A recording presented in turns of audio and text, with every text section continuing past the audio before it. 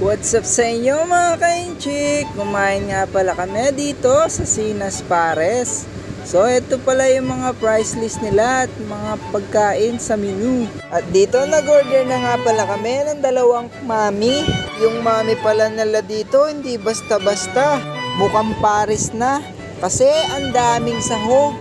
Puro baka pa yung laman. Ayan, binigay na sa amin ni tita.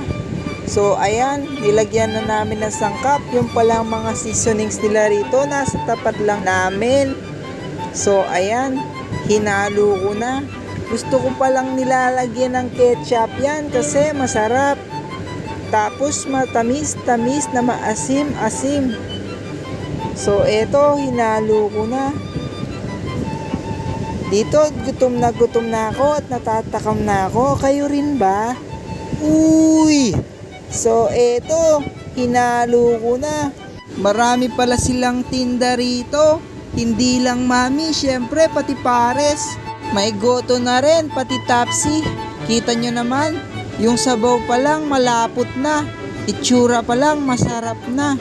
So eto, kumain na ako dito ng noodles. Tapos kumain pa ako ng tabaan ng baka. Syempre favorite ko yan kahit nakaka-high blood. So ayan, sinupsup ko na sinupsup. Yan kasi yung hinahanap nung bulalo na sinusupsup. Syempre habang nanonood kayo sa akin, dapat matakam kayo. Ayun no, may pakurap-kurap pa ako pag kumakain. Syempre dito hihipan ko kasi napakainit. Kita nyo naman yung noodles nila, makapal, hindi siya manipis. Kaya siguradong mabubusog kayo rito. At yung lalagyan, sigurado kahit hindi na kayo bumalik ng sabaw.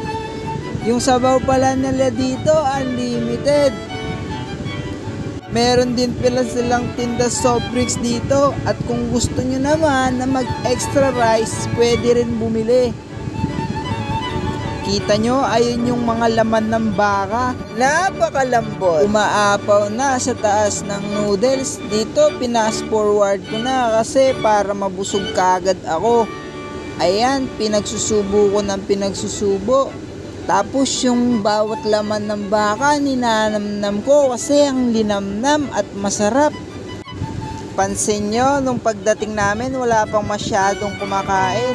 Pero habang tumatagal, mga bandang alas 6 na to, dumami na yung customer ni Aling Sinas.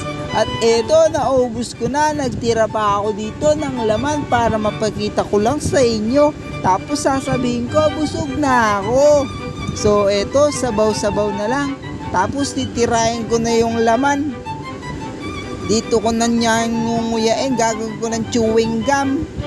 Ito palang lugar na to, dito lang yan sa tapat ng Campo Libas.